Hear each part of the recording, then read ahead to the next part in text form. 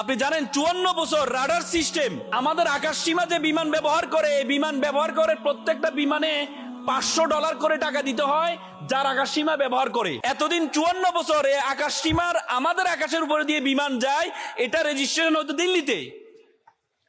হাজার হাজার কোটি টাকা, হাজার হাজার কোটি টাকা তারা এতদিন নিয়ে গিয়েছে, আমাদের আকাশ সীমায় ব্যবহার করেছে।